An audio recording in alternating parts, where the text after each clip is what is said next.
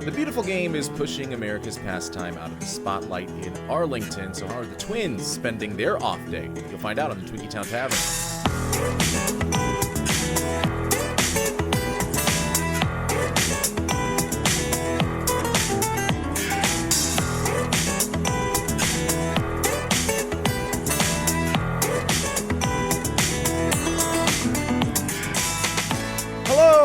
Welcome to the Twinkie Town Tavern, where the beer is cold, the Twins talk is hot, and the stools are always open. I'm your host, Josh Kolojeski, inviting you to grab a drink, pull up a chair, and let's talk about the Twins' rare mid-season, mid-series off day here in Texas. Thanks for joining us here on a beautiful Wednesday afternoon where the Minnesota Twins have no game, but we've still got plenty of things to talk about. We are a part of the Grey Duck Sports Network. You can follow us on Twitter, on YouTube, at Grey Duck Sports. We are also on TikTok at grey.duck.sports. You can find clips from this show as well as the other shows on the Grey Duck Sports Network and plenty of historical Minnesota sports content to fill up your belly when you're not listening to our three podcasts here on the Grey Duck Sports Network. So, no, as we mentioned, no Minnesota Twins game today, and we'll talk about the specific reason why that is a little bit later on in today's show. But before we do that, I want to get into some excellent news that I forgot to mention on Tuesday night following Minnesota's 12-2 win over the Texas Rangers. And that is not only did the Twins rout the Texas Rangers, who are ahead of them in the AL wildcard race. Now, Texas, because of their two losses to Minnesota, has fallen out of a playoff spot, but even so, they are still, I think, a game and a half ahead of us. So we win, another team loses that is ahead of us, so that, is double the fall there for the Texas Rangers. Meanwhile, the Athletics also lost yesterday, meaning we're able to pull within 2 games of the final AL wildcard spot, and then every other team in the AL Central all lost to whatever teams they were playing against yesterday. And the White Sox in particular got crushed by the New York Yankees. So that means the Twins separated themselves by a game from Detroit and Kansas City, who fall further and further back. And they've gained a game on Cleveland and Chicago, the White Sox, who are just percentage points ahead of the Cleveland Guardians right now. They both, technically, if you look at the standings, have the dash under the games behind column because they are both technically in first place, but the White Sox have the percentage points lead. We are 5 games behind that. So great news for Minnesota, and if you are a Twins fan, starting to get those optimism ratings up above the 4% that they were, according to The Athletic, at the beginning of this season. Now let's get into some news and notes from your Minnesota Twins organization, and the first of this is that Mick Abel could return for his next start. Now, this was posted on the Minnesota Twins official website, where they said that Mick Abel, they gave his stats that we gave you yesterday in his start at St. Paul last night. 5 innings pitched, 5 strikeouts, no walks, looking good. Gave up just the 1 earned run and 1 unearned run in the 5 innings of work in what ended up being a St. Paul Saints 21-2 victory over Omaha. And on the news, under the news and transactions and injury-related headlines on the Minnesota Twins team website, it said that while Mick Abel could make another rehab start for St. Paul, it is also possible that his next start is actually at the major league level, and that would put him with the 4 or 5 day break to start probably on Sunday in the finale of the Twins series against the Arizona Diamondbacks, where they travel this weekend. So that is awesome to see, because that means that Mike Paredes, who we have liked and has filled in as well as you could expect Mike Paredes to fill in, a guy who wasn't even on the 40-man roster entering the season and is kind of overlooked by every prospect ranking, even within our own organization, every internal ranking. He wasn't a guy that you would expect to get much run at all this season, but he's had some success when he's been out there, and I believe the Twins have won both of the starts that he's had, so he has held the fort for now, and that allows him, as we've talked about before, hopefully being able to pitch out of the bullpen. Maybe they send him back down to St. Paul and they still want to try and stretch him out as a starter, a long-term starter for the Minnesota Twins. I'm not so sure that that is going to be where you can maximize his full MLB career is as a starting pitcher. I think he will be best used as a solid bullpen guy. So that means he goes into the bullpen. Travis Adams or Cody Laureason, is pushed out. I don't know if Laureason has any options left, so maybe Travis Adams goes down. Although I wouldn't shed a tear if Laureason is completely off of the 40-man roster altogether, but I would like to get one of those guys out so that Mike Paredes can be in the bullpen and doesn't have to be demoted.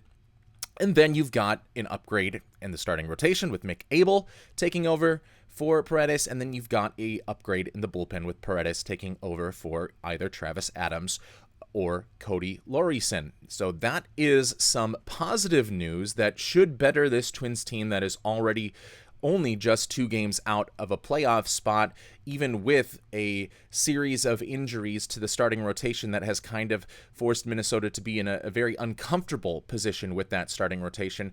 Despite that, they are still in playoff position, and things look like they are getting a bit brighter on the injury front, although that could always change in the span of a day with guys going down.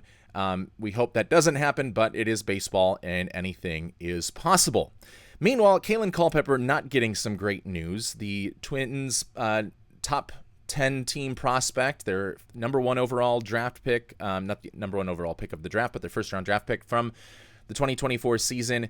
His injury a bit more severe than originally anticipated. He was placed on the 7-day injured list yesterday. He was tearing it up over the last month or so at AAA, and it was kind of surprising that he hadn't been called up yet to this point, but it looks like that call-up is going to have to wait a little bit longer, meaning it'll be Tristan Gray and Ryan Kreidler, who have performed admirably at shortstop, splitting the time at shortstop throughout the rest of this injury window for Kalen Culpepper until he is ready, and even then, it's not a guarantee that he is called up, but I do expect Kalen Culpepper at some time this season to take over as the Minnesota Twins starting shortstop, and whether that is a positive or a negative right away for the short-term success of the Minnesota Twins, that will wait to be seen, and we'll have to see how well he adjusts to Major League hitting, but all that is down the road for right now, and I think it will ultimately be the best long-term move to get him some at-bats for the final 2.5 months of the season after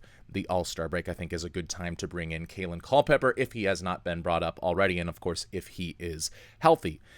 So going from the bad injury news back to some more good injury news, and that is that Kendry Rojas, the guy that I've coined as Johan Santana of the future with his fastball slider changeup combo coming from the left-hand side, is going to make a rehab start sometime this week. He threw live simulated workouts at Fort Myers on Saturday, and it is expected that he will be at St. Paul either late this weekend or at the beginning of next week to start his rehab assignment.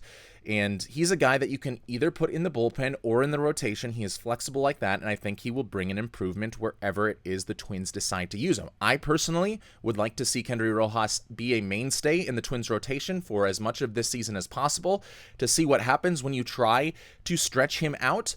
I understand, though, if the Twins want to keep him in the bullpen with that for the rest of the season because of the injury and the stress on his throwing elbow, on his left elbow. I believe it was a forearm strain that has him sidelined.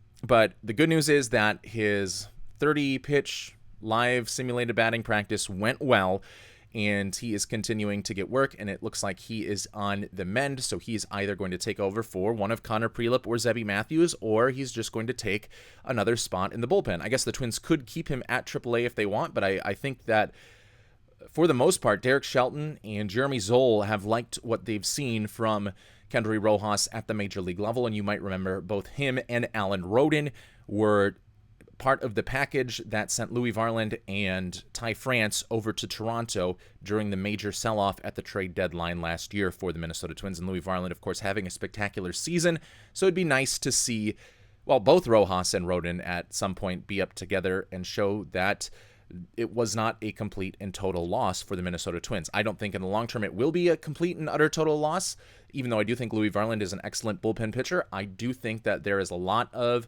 promise with what Kendry Rojas brings, and I think Alan Roden can be a solid contributor at the major league level. By the way, Alan Roden getting some starts finally for the first time since spring training down at AAA. He led off, had a big night in St. Paul's 21-2 win. He had a home run and I believe 4 RBIs. The Saints had 4 home runs throughout that game, and Alan Roden was a part of that offensive outburst for your Saints. So we could be seeing him soon if Austin Martin maybe continues to struggle, or if Trevor Larnach starts to go on the downturn, or maybe the Twins don't want a glutton of infielders, of middle infielders, and they decide to send down either one of Tristan Gray or Ryan Kreidler, and then bring in Alan Roden for another outfield spot. But also Matt Wallner competing for that spot. Kyler Fedko currently has it. He, by the way, I failed to mention, and apologies to the Kyler Fedko family, he had his first RBI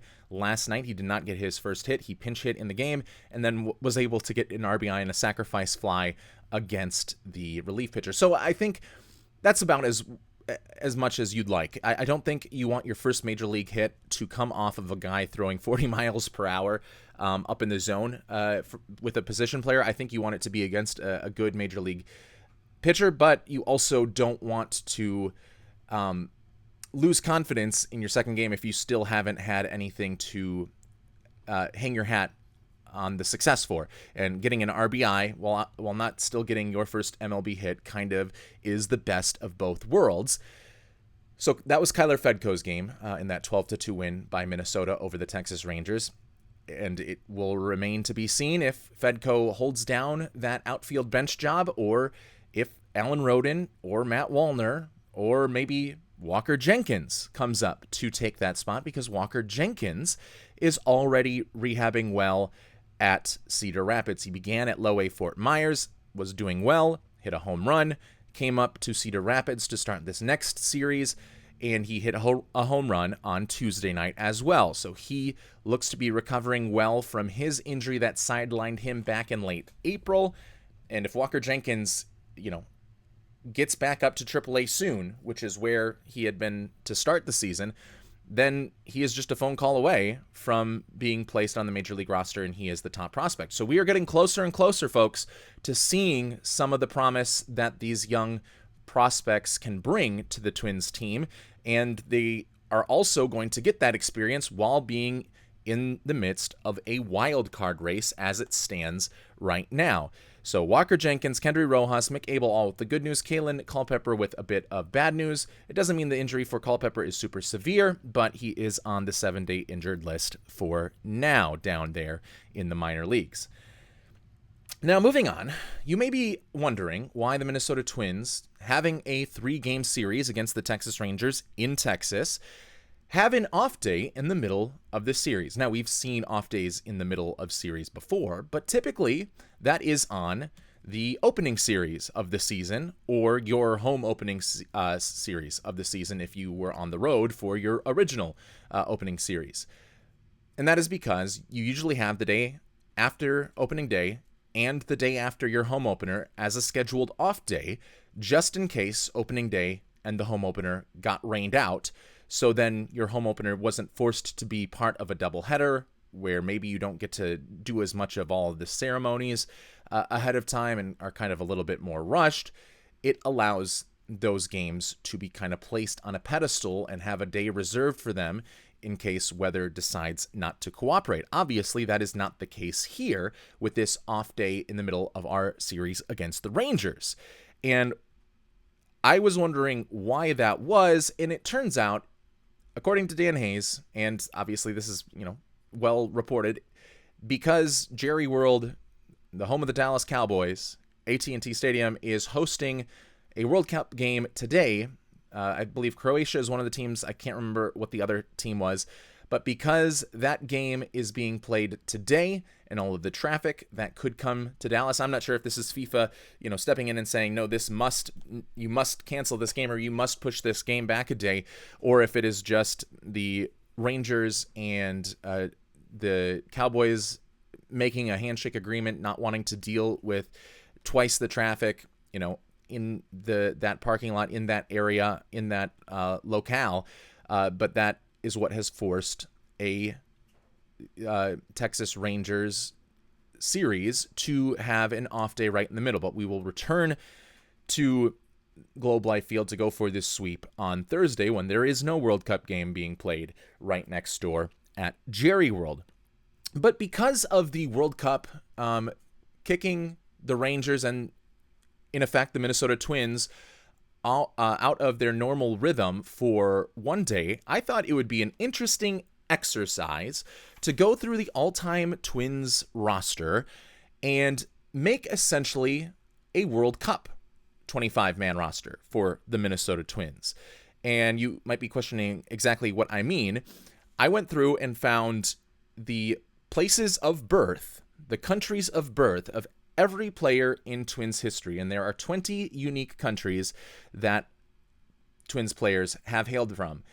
And I've worked a way to get all 20 countries represented on the Twins roster, and then 5 other countries represented twice, because you have to fill out those final 5 spots still on a 25-man roster. I know today it's 26-man roster, but I think that I like the 25-man cleaner look that was the norm before the 2020s.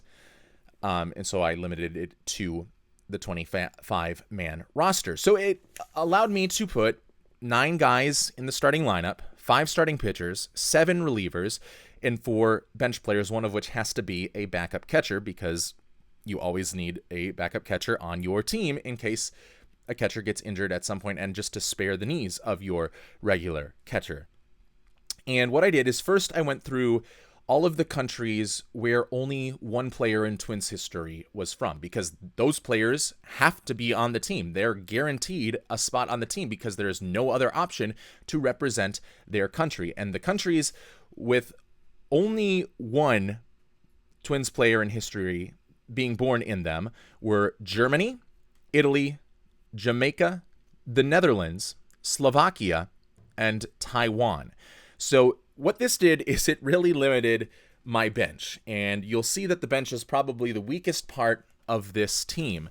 But from Italy, it was Rino Bertoia, who was the only member of the Minnesota Twins from Italy in their history, and he only played for part of the 1961 season before he was traded. And by the way, I'm not counting the Washington Senators seasons, or else I could have had some folks from like Austria and Norway, but I don't, even though it is technically the same franchise, I don't personally count Washington Senators history as part of the Minnesota Twins history, because people in Minnesota were not reaping any benefits or sorrows from however the Washington Senators performed from 1901 until 1960.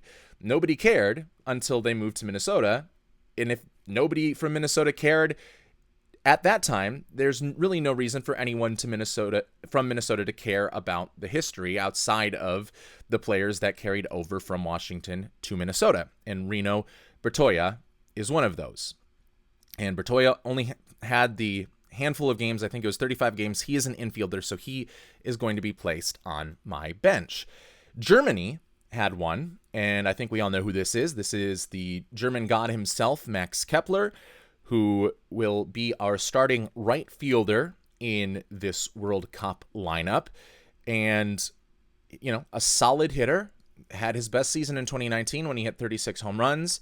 On the first pitch of the 2020 season, after a much longer than anticipated offseason because of COVID-19, the very first pitch of the year, he homers off of Lucas Giolito, and then homers in his second bat as well in that Twins opening day win in 2020 in front of no fans. But that is a memorable moment from the career of Max Kepler, and he is going to be our starting right fielder because he has to be on the team because he is the only Twins player to be born in Germany.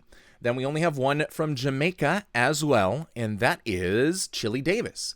So Chili Davis is going to be our starting designated hitter. He played a couple of seasons with the Twins. He was a part of that 91 team that won the World Series. He hit 29 home runs for that squad and did a really good job providing some power behind Kirby Puckett, Chuck Knobloch, and Dan Gladden at the top of that Twins lineup on a night in, night out basis. And perhaps the most critical part of his tenure with the Minnesota Twins was his conversation in Game 6 of the 1991 World Series with Kirby Puckett. Kirby Puckett saying that, you know what, I think I might bunt, and then you can drive me in for the game-winning hit.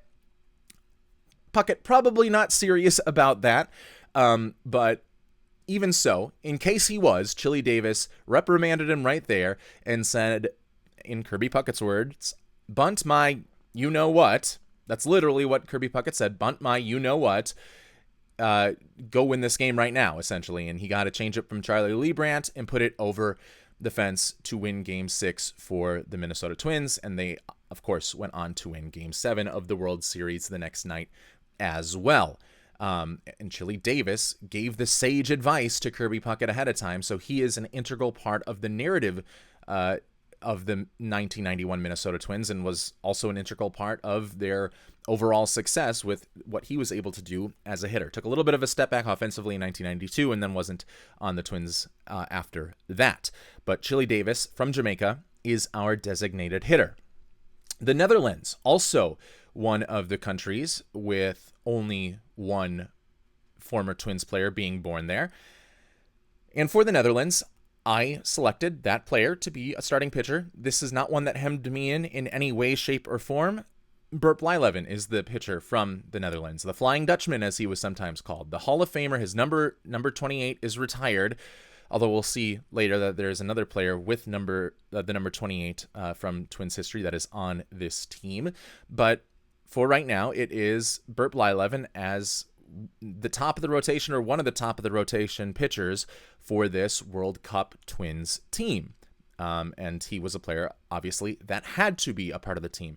And another player that I had no idea existed that had to be a part of the team, because apparently there has been a Twins player born in Slovakia. So Slovakia has earned representation for this Twins World Cup team. But unfortunately, it is only one player in the history of the Minnesota Twins who was born in Slovakia, and that is a man named Elmer Vallow, who, much like Reno Bertoia, only played in parts of the 1961 season as a Minnesota Twin. But that has earned him, that and his, country of birth has earned him a spot now on this World Cup team.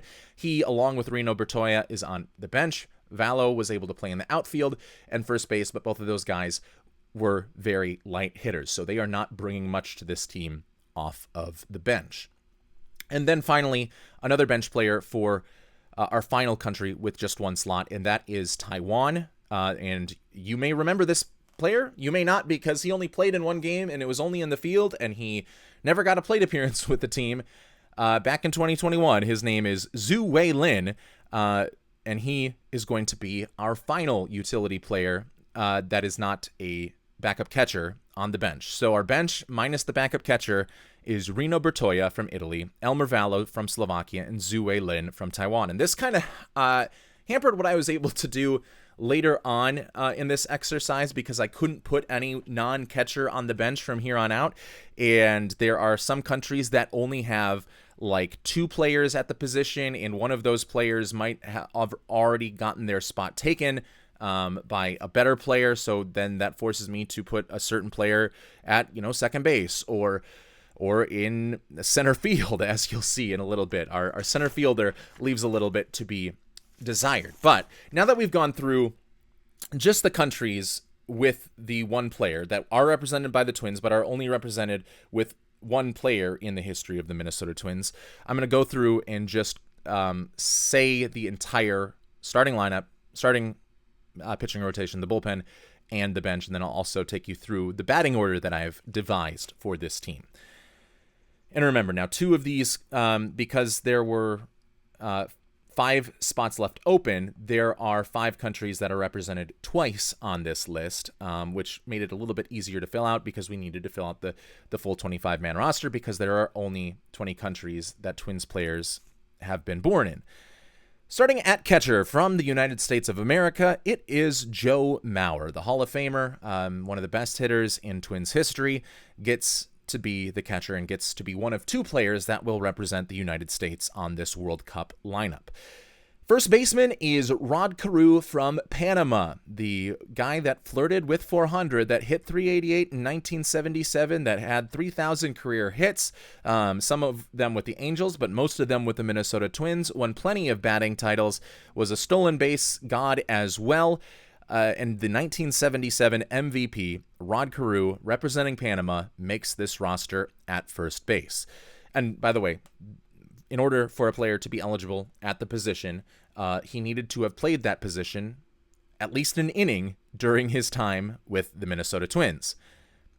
So Rod Carew could have played first base, could have played second base, but second base I was kind of stuck on just one guy because from Curacao, there are only two players to have played for the Twins in their history of Minnesota, and that is Jonathan Schoop and Andrelton Simmons.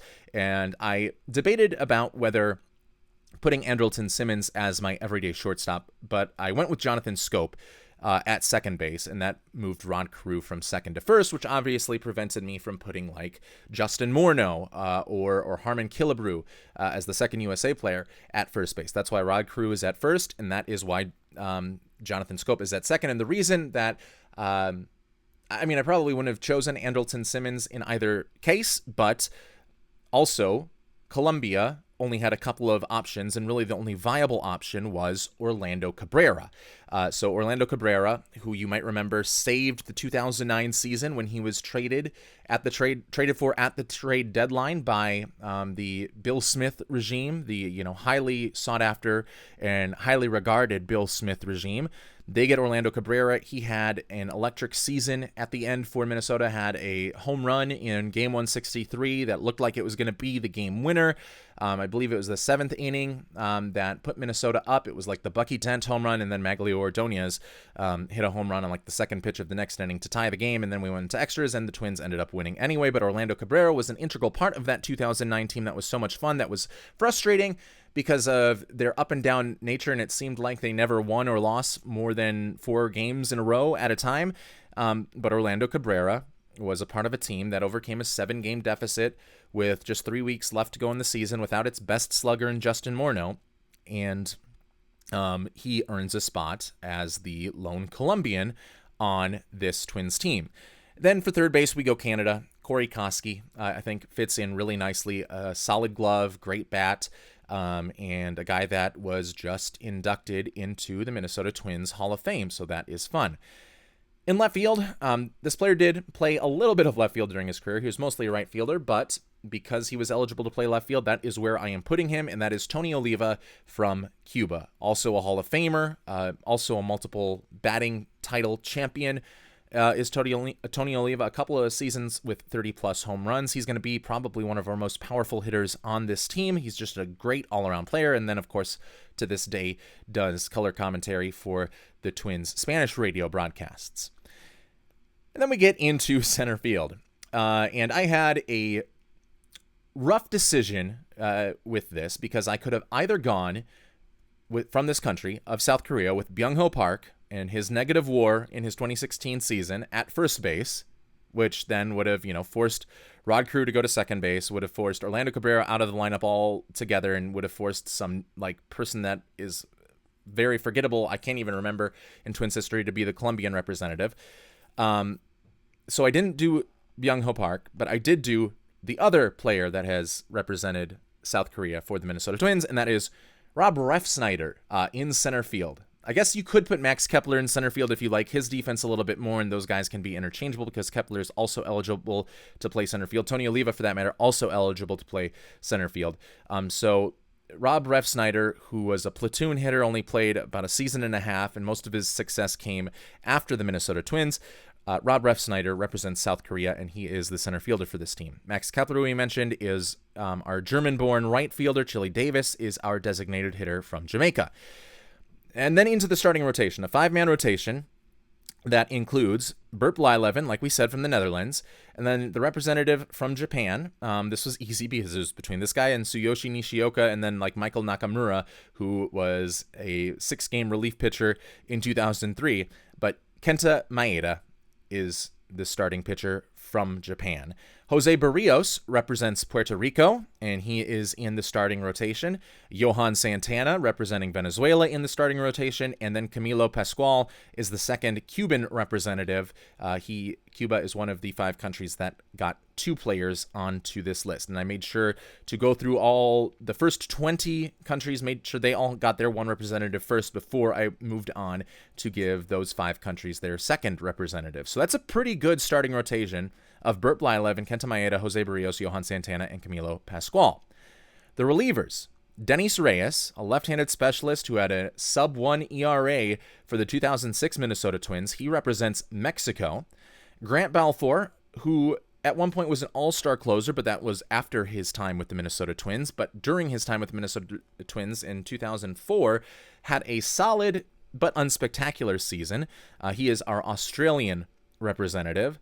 Juan Rincon from Venezuela, our second Venezuelan on this team. He had a number of really good seasons, including a 2004 season when he was one of the best relievers in the game. We don't have to talk about how his 2004 season ended against the New York Yankees, where the Twins had a big lead in Game 4, down 2-1, and then Juan Rincon blew that big lead. We don't have to talk about that. We don't have to mention that. But he is on the team, and hopefully we get some of the 2004 Juan Rincon. J.C. Romero, also on this team, and hopefully we get some 2002 J.C. Romero, because he was very good, and he's a lefty but not a left-handed specialist. So we have 2 lefties in this bullpen, and those are the only lefties on the Twins, on the World Cup Twins bullpen.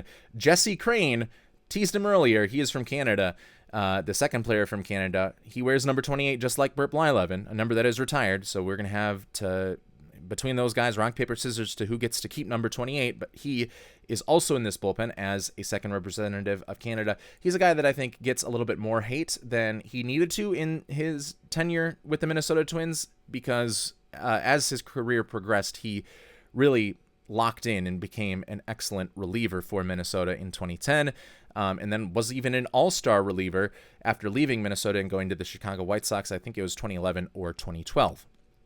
Joe Nathan is our second United States player, and he can be interchangeable as your closer, stopper, setup guy with the other man, and that is Joan Duran, who represents the second maybe it's only the first Dominican Republic spot. Yeah, there's only one Dominican Republic spot, and that is taken by Joan Duran.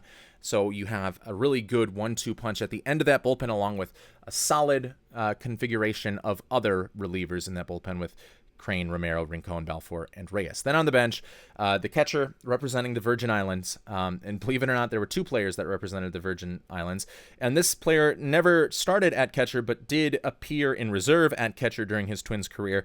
And that is the 1970s Jose Morales, not the one from 2009 that put together a pretty good season as Joe Mauer's backup catcher when it became clear that Mike Redmond's skills had diminished enough to not have him in the lineup as the backup catcher to Joe Mauer late in that year. So not that Jose Morales. That's not the one from the Virgin Islands. It is the one that was on the team in the late 1970s, early 1980s. He is the backup catcher. And then we mentioned the other 3 non-catcher bench players: Reno Bertoya, Elmer Vallo, Zhu Weilin. So not a great bench, but I think a decent lineup. I think a good rotation. Again, the rotation: Blyleven, Kenta Maeda, Jose Barrios, Johan Santana, and Camilo Pascual, who was a part of those original Minnesota Twins teams and had a lot of great years of success and a couple of all-star selections as well. Then the bullpen: Denis Reyes, Grant Balfour, Juan Rincon, J.C. Romero, Jesse Crane, Joe Nathan, and Joan Duran. And then I'll go through the lineup. Batting leadoff at first base, it's number 29, Rod Carew. Batting second at catcher, number 7, Joe Mauer. Batting third in left field, number 6, Tony Oliva. Batting fourth, I don't know this man's number, but the designated hitter, Chili Davis. Batting fifth at third base, number 47, Corey Koski. Batting sixth in right field, number 26, Max Kepler. Batting seventh, I believe he wore number 1 or 2 when he was with the Twins. Second baseman, Jonathan Scope. Batting eighth, center fielder Rob Refsnyder, and batting ninth, shortstop number 18, Orlando Cabrera. That is your international all-time Minnesota Twins roster, with every country in which a Twins player has been born being represented on the list and a couple of countries being represented twice. If you want to do this exercise, you can go and get StatHead and kind of go through country by country which players from the Minnesota Twins have been from what country, and you can do this exercise yourself. Tell me what you came up with. I think I did a pretty good job considering some of the parameters that I had to work between. Let me know if you think this roster would be a playoff-worthy roster, a World Series winning-worthy roster, if you got all of these guys with their best season with the Twins put onto this team. That is what we have for you for today. Up next for your Minnesota Twins, they will take on the Texas Rangers as they go for a 3-game sweep. Joe Ryan will start for Minnesota. He is 4-3 this season with an ERA of 3.17. He has 92 strikeouts and 82 1/3 innings pitched. Meanwhile, Texas turns to the up-and-down Jack Leiter, who is 3-6 with a 4.86 ERA, 79 strikeouts in his 76 innings of work this season. And that is the last call on the Twins Talk for today. Thanks for pulling up a stool and joining in on the conversation at the Twinkie Town Tavern. We'll see you back here after the next one. Go Twins!